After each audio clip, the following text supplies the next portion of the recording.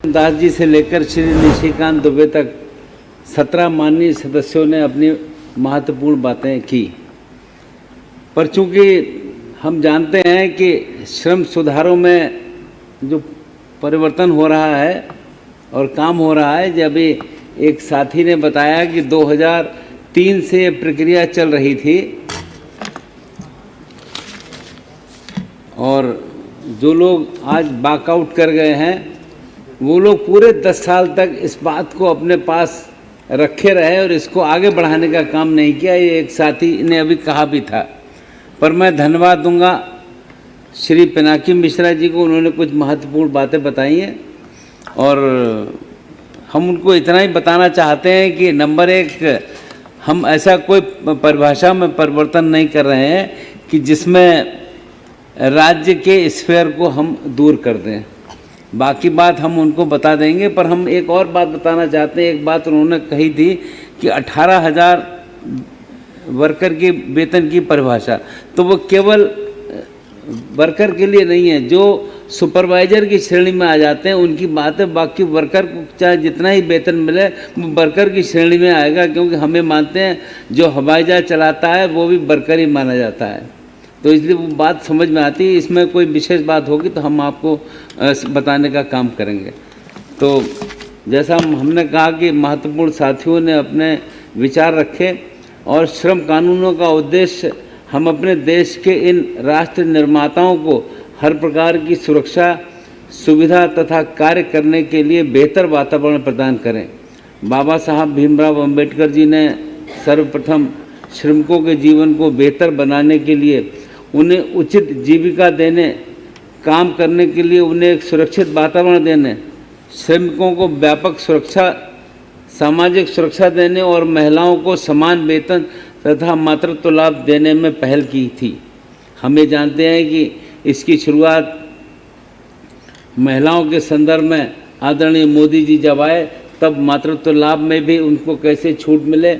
और मुझे खूब ध्यान है कि जब माइंस के बच्चे हमको मिले कि साहब हम माइनिंग में इंजीनियरिंग करते हैं पर लड़कियों को नौकरी करने का मौका नहीं मिलता है माइंस में, तो जब प्रधानमंत्री जी को हमने कहा तो उन्होंने सहर्ष स्वीकार किया। उन्होंने कहा कि अब लड़कियां भी सुरक्षा के साथ माइंस में नौकरी कर सकती हैं। ये वास्तव में आदरणीय मोदी जी का विजन हम सबकी समझ में आता है। और मुझे ध्यान है कि जब कानूनों में संशोधन की बात चल रही थी तो इस लोकसभा के इस वाली लोकसभा में पहला कानून जो हमने पास किया था वो कोड ऑन वेजेज हमने पास करने का काम किया था। पहला कानून था इस लोकसभा का। तो आदरणीय प्रधानमंत्री नरेंद्र मोदी जी के नेतृत्व में हमारी सरकार ने बाबा साहब के सपनों को आगे बढ़ाते हुए 2014 में श्रमेव जयते को सत्यमेव जयते के बराबर महत्व देते हुए श्रमिक भाई बहनों के प्रति अपनी प्रतिबद्धता स्पष्ट कर दी थी। पिछले 6 वर्षों में हमारी सरकार ने इसी दिशा में अनेकों सार्थक कदम उठाए, जैसे कि असंगठित क्षेत्र के श्रमिकों को प्रधानमंत्री श्रमयोगी मानधन योजना के माध्यम से पेंशन देने का कार्य, महिलाओं के मातृत्व अवकाश को 12 सप्ताह से बढ़ाकर 26 सप्ताह करना, महिलाओं को खदान क्षेत्र में कार्य करने का अधिकार देना, छोटे व्यापारियों को पेंशन की सुविधा देने की योजना शुरू करना, देश में प्रधानमंत्री रोजगार प्रोत्साहन योजना के द्वारा फॉर्मल रोजगार को बढ़ावा देना, श्रमिकों को भविष्य की निधि तथा कल्याण योजनाओं की पोर्टेबिलिटी सुनिश्चित करने के लिए कदम उठाना और ईएसआई की सुविधाओं का विस्तार करना। इसी प्रक्रिया को आगे बढ़ाते हुए हमने श्रम सुधारों का काम आरंभ किया था। अध्यक्ष जी, श्रमिकों को एक सुरक्षित कार्य का वातावरण देने के लिए ओएसएच कोड में प्रावधान लाए गए हैं। हमने ऑक्यूपेशनल सेफ्टी, हेल्थ तथा वेलफेयर के प्रावधानों की एप्लीकेबिलिटी को बढ़ाया है। ओएसएच कोड के प्रावधान जो वर्तमान में केवल factory, docks, mines, construction, plantation, bidi, cigar और मोटर ट्रांसपोर्ट में काम कर रहे श्रमिकों पर ही लागू होते हैं, अब वो आईटी तथा सर्विस सेक्टर सहित सभी सेक्टरों के संस्थानों पर समान रूप से लागू होंगे। ओएसएच कोड में परिभाषाओं को भी व्यापक बनाया गया है। मनोरंजन के क्षेत्र में सिने वर्कर्स की सीमित परिभाषा की तुलना में हमने श्रम कानूनों के दायरे में अब सभी प्रकार के मनोरंजन माध्यम के श्रमिकों को लाने के लिए ऑडियो विजुअल वर्कर्स की परिभाषा का प्रावधान भी किया है। अभी जैसा हमारे साथी तिवारी जी कह रहे थे, इसी प्रकार पत्रकारिता के क्षेत्र में भी डिजिटल मीडिया, इलेक्ट्रॉनिक मीडिया इत्यादि में कार्य करने वाले पत्रकारों को भी वर्किंग जर्नलिस्ट की परिभाषा में शामिल किया है। हमारे कुछ माननीय सदस्यों ने प्रवासी श्रमिकों की परिभाषा को सीमित करने की बात की थी। इस विषय में मैं स्पष्ट करना चाहूँगा कि वर्तमान श्रम कानून में प्रवासी मजदूर की परिभाषा में केवल वे ही श्रमिक आते हैं जो कि एक ठेकेदार के माध्यम से एक राज्य से दूसरे राज्य में लाए जाते हैं। ओएसएच कोड में प्रवासी मजदूर की इस परिभाषा को सुदृढ़ एवं व्यापक बनाया गया है, जिससे अब सभी प्रवासी मजदूर जो एक राज्य से दूसरे राज्य में आते हों तो उनका वेतन 18,000 रुपये से कम हो तो वो सभी प्रवासी श्रमिक की परिभाषा के दायरे में आएंगे। अब उन्हें सरकार की कल्याणकारी योजनाओं का लाभ मिल पाएगा। सभापति महोदय, आपके माध्यम से सदन को अवगत कराना चाहूँगा, ये सरकार प्रवासी मजदूरों के प्रति बहुत ही संवेदनशील है तथा उनके कल्याण के लिए बहुत से प्रावधान ओएसएच कोड में किए जा रहे हैं। इसके अंतर्गत प्रवासी मजदूरों का एक डाटाबेस बनाने का प्रावधान पहली बार कानून में दिया जा रहा है। इस कानूनी प्रावधानों के बाद उपयुक्त सरकारों को अनिवार्य रूप से प्रवासी मजदूरों के संपूर्ण डाटाबेस को तैयार करना होगा। प्रवासी मजदूरों को अपने मूल निवास के स्थान तक जाने के लिए साल में एक बार उनके एम्प्लॉयर द्वारा यात्रा भत्ता दिए जाने का भी प्रावधान किया गया है।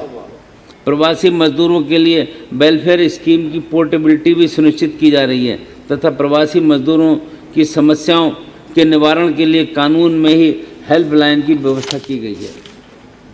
ओएसएच कोड के दायरे में आ रहे श्रमिकों को एक निश्चित आयु के बाद निःशुल्क हेल्थ चेकअप का अधिकार दिया जा रहा है, जिससे श्रमिकों के प्रिवेंटिव हेल्थ केयर को बढ़ावा मिलेगा। ओएसएच कोड में पहली बार श्रमिकों को नियुक्ति पत्र पाने का कानूनी अधिकार दिया गया है, जो अब तक नहीं था। आज़ादी के 70 वर्षों के बाद भी कोई नियुक्ति पत्र नहीं था इनके लिए। अध्यक्ष महोदय, यदि हम चाहते हैं कि हमारे सुरक्षा के स्टैंडर्ड प्रभावी एवं अंतर्राष्ट्रीय स्तर के हो तो ये आवश्यक है कि हम उनको समय के साथ गतिशील बनाएं। इसलिए सेफ्टी स्टैंडर्ड को एक त्रिपक्षीय board, national occupational safety and health board के द्वारा रिकमेंड किया जाएगा। ये एक नई व्यवस्था की गई है। वर्तमान के श्रम कानून के अनुसार दुर्घटना की स्थिति में जुर्माने की राशि पूरी तरह से सरकार के खाते में जाती है। ये हमें मंत्रालय में आने के बाद पता चला कि अगर कोई जुर्माना किसी एक्सीडेंट के कारण होता है तो वो पैसा उस व्यक्ति को नहीं मिलता है, वो सरकार के खाते में जाती है, जिसका श्रमिकों को कोई लाभ नहीं मिलता है। परंतु इस नए कानून से पीड़ित श्रमिक को अन्य लाभों के अलावा जुर्माने की राशि का भी कम से कम 50% मिल पाएगा। ऐसी व्यवस्था हम इस कानून में कर रहे हैं। ये सारे नए प्रावधान ओएसएच कोड में हमारे श्रमिकों को सुरक्षित कार्य का वातावरण देने के लिए दिए गए हैं।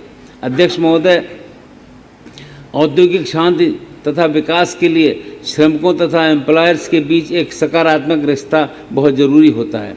इसी उद्देश्य से इंडस्ट्रियल रिलेशंस कोड के प्रावधान हर एक औद्योगिक संस्थान के ऊपर लागू होंगे, चाहे उनमें एक ही श्रमिक क्यों न कार्य कर रहा हो। हर औद्योगिक संस्थान के लिए विवादों के शीघ्र निस्तारण के लिए भी कई प्रभावी कदम उठाए गए हैं। उदाहरण के लिए हमारे ट्रिब्यूनल में अब एक मेंबर के स्थान पर 2 मेंबर का प्रावधान किया गया है, जिससे विवादों के जल्द निस्तारण में और तेजी आए और एक मेंबर की अनुपस्थिति में भी ट्रिब्यूनल का कार्य चलता रहे। मैं यहाँ ये भी माननीय सदस्यों को स्पष्ट करना चाहूँगा कि आईआर कोड में भी परिभाषाओं को वर्तमान की तुलना में और ज़्यादा मजबूत किया गया है। उदाहरण के लिए वर्कर की परिभाषा में सुपरवाइजर की वेतन सीमा को 10,000 रुपये से बढ़ाकर अब 18,000 रुपये कर दिया गया है। इस बदलाव से आज के मुकाबले कहीं ज़्यादा सुपरवाइजर आईआर कोड की परिधि में आएंगे। अध्यक्ष महोदय, फिक्स टर्म एम्प्लॉयमेंट को आईआर कोड में लाने पर मैं ये स्पष्ट करना चाहूँगा कि वर्तमान में भी संस्थान अपनी आवश्यकता अनुसार श्रमिकों को कम से कम समय के लिए कॉन्ट्रैक्ट लेबर के रूप में रखते हैं, लेकिन उन्हें नियमित कर्मचारी की भांति सेवा शर्तें, छुट्टी, वेतन, सामाजिक सुरक्षा इत्यादि नहीं मिल पाते हैं। हमें ये स्वीकार करना होगा कि संस्थानों को अपनी आवश्यकता के अनुसार श्रमिकों को रखने की स्वतंत्रता देनी आवश्यक है। एक संतुलन बनाते हुए हमने ये भी सुनिश्चित किया है कि फिक्स टर्म एम्प्लॉइज़ की सेवा शर्तें, वेतन, छुट्टी एवं सामाजिक सुरक्षा भी एक रेगुलर एम्प्लॉय के समान ही होंगी। आईआर कोड में स्ट्राइक के प्रावधानों पर भी मैं बताना चाहूँगा, किसी भी श्रमिक को स्ट्राइक पर जाने का अधिकार आईआर कोड में छीना नहीं गया है। स्ट्राइक पर जाने से पहले 14 दिन के नोटिस पीरियड की बाध्यता हर संस्थान पर इसलिए लागू की गई है कि जिससे कि इस अवधि में सौहार्दपूर्ण बातचीत के माध्यम से विवाद को समाप्त करने का प्रयास किया जा सके। श्रमिकों को स्ट्राइक पर जाने से ना तो श्रमिकों का और ना ही इंडस्ट्री का कोई लाभ होता है। जहां तक आईआर कोड में रिट्रेंचमेंट, क्लोजर या ले ऑफ में थ्रेशोल्ड को बढ़ाने की बात है, तो मैं बताना चाहूँगा कि श्रम एक समवर्ती सूची का विषय है और संबंधित राज्य सरकारों को भी अपनी परिस्थितियों के अनुसार श्रम कानूनों में परिवर्तन करने का अधिकार है। इसी थ्रेशोल्ड की सीमा को राजस्थान, महाराष्ट्र, आंध्र प्रदेश सहित 16 राज्य पहले ही अपने यहाँ बढ़ा चुके हैं। ये थ्रेशोल्ड इन राज्यों ने अपने आप ही 300 तक संख्या कर दी। इस प्रावधान का एक पक्ष ये भी होता है कि ज़्यादातर संस्थान 100 से ज़्यादा श्रमिकों को अपने संस्थान में नहीं रखना चाहते थे, जिससे अनौपचारिक रोजगार को बढ़ावा मिलता है। अध्यक्ष महोदय, इस एक प्रावधान को बदलने से देश में बड़ी बड़ी फैक्ट्रियों को स्थापित करने के लिए निवेशक प्रेरित होंगे और ज़्यादा संख्या में बड़ी फैक्ट्रियों के स्थापित होने से रोजगार के कहीं ज़्यादा अवसर हमारे देश में श्रमिकों के लिए उत्पन्न होंगे। माननीय अध्यक्ष जी, श्रमिकों को उनके अधिकार दिलाने के लिए ट्रेड यूनियंस के योगदान को हमने समझा और स्वीकार किया। इसी वजह से पहली बार उनकी सहभागिता को व्यवस्थित करने के उद्देश्य से उनको संस्थान स्तर, राज्य स्तर और केंद्र स्तर यानी तीनों स्तरों पर कानून में मान्यता दी है। अध्यक्ष महोदय, हमारी सरकार अपनी जिम्मेदारी समझती है। जिन्होंने अपने अच्छे समय में देश के विकास में योगदान दिया है, उन्हें उनके कठिन समय में बीमारी, दुर्घटना, बेरोजगारी, वृद्धावस्था जैसी समस्या का सामना करने के लिए अकेला नहीं छोड़ा जाए। हमें अपने देश में धीरे धीरे यूनिवर्सल सोशल सिक्योरिटी प्रणाली की व्यवस्था करनी है। अध्यक्ष महोदय, वर्तमान में संगठित क्षेत्र के श्रमिकों को सामाजिक सुरक्षा प्रदान करने के लिए ईएसआईसी और ईपीएफओ जैसे सबसे महत्वपूर्ण भूमिका निभा रहे हैं। अब हमारा उद्देश्य है कि सामाजिक सुरक्षा के दायरे में सभी 50 करोड़ श्रमिकों को लाया जाए। इस उद्देश्य की प्राप्ति के लिए सामाजिक सुरक्षा कोड के अंतर्गत हमने प्रयास किया है कि ईएसआईसी के अंतर्गत मिलने वाली सामाजिक सुरक्षा को असंगठित क्षेत्र के श्रमिकों तक भी पहुंचाया जाए। इसी अनुक्रम में ईएसआईसी के विस्तार के लिए निर्णय लिया गया है कि इसकी सुविधाएं देश के सभी 740 जिलों में दी जाएंगी। वर्तमान में ईएसआईसी की सुविधाएं केवल उन संस्थानों को मिल पाती हैं जिनमें 10 या उससे अधिक श्रमिक कार्य कर रहे हैं। सामाजिक सुरक्षा कोड में अब ये प्रावधान किया गया है कि हजारडस यानी जोखिम वाले क्षेत्रों में कार्य कर रहे संस्थानों को ईएसआईसी की सुविधाएं अपने श्रमिकों को अनिवार्य रूप से प्रदान करनी होगी, चाहे उनके संस्थान में केवल एक ही श्रमिक क्यों न काम कर रहा हो। बागानों में काम कर रहे श्रमिकों को ईएसआईसी की सुविधाओं का लाभ मिले, अब इसका विकल्प भी प्रदान किया जा रहा है। आज तक ईएसआईसी की सुविधाओं से बागान में कार्य कर रहे श्रमिक वंचित रहे और काफ़ी समय से मांग रही कि इन श्रमिकों को भी ईएसआईसी के दायरे में लाने का विकल्प दिया जाए। इसके अनुरूप ही ये निर्णय लिया गया है कि, और मुझे लगता है कि हमारे बागान क्षेत्र में जो सांसद महोदय समस्या लेकर आते हैं वो इससे पूरे संतुष्ट कम नज़र आते हैं, पर हम उनकी बात को समझते हैं, ध्यान रखते हैं, उनको शिकायत का मौका न मिले, ये हमारी चिंता की बात है।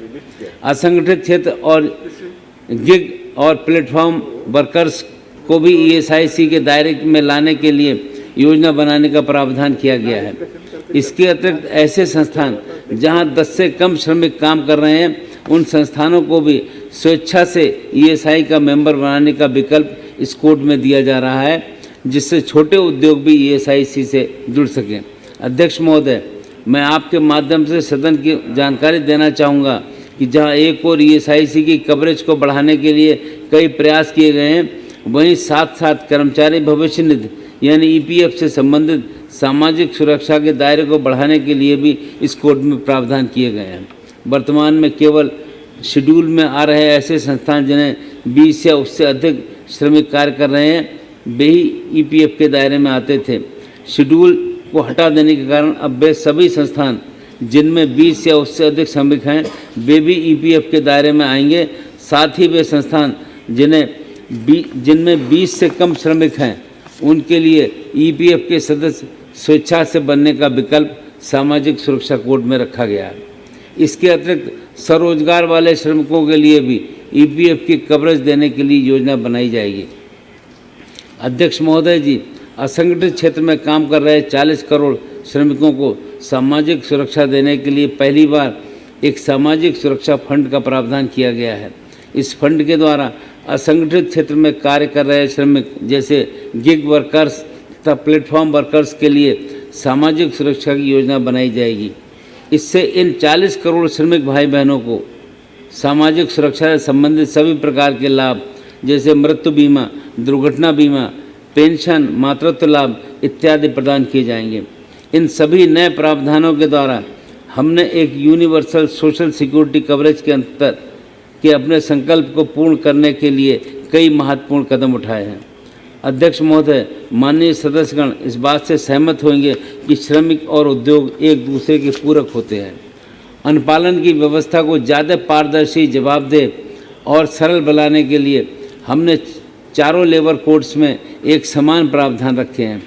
पहली बार अब संस्थानों को विभिन्न श्रम कानूनों के अंतर्गत 8 रजिस्ट्रेशन लेने के स्थान पर चारों लेबर कोड में केवल एक ही रजिस्ट्रेशन लेना होगा।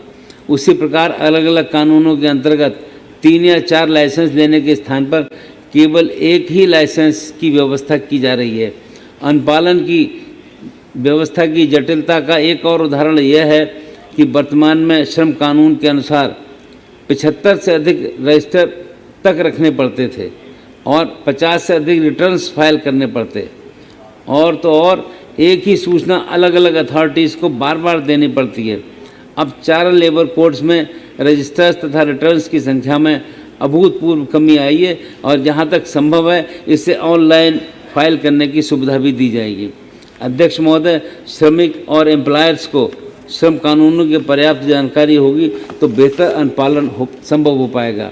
इसको ध्यान में रखते हुए अब हमने इंस्पेक्टर कम फैसिलिटेटर के रूप में दोहरी जिम्मेदारी दी है, जिसके अंतर्गत वो नियोक्ता तथा श्रमिकों दोनों को कोड के अंतर्गत उनके अधिकारों और उनकी जिम्मेदारियों की जानकारी देते हुए उनके लिए एक सहयोगी की भूमिका निभाएंगे। निरीक्षण तंत्र को निष्पक्ष और पारदर्शी बनाने की सोच से एक random web based inspection system लाने का प्रावधान भी सभी कोर्ट्स में दिया जा रहा है, जिससे श्रमिकों को उनके कानूनी अधिकार वास्तविक रूप से मिल सके।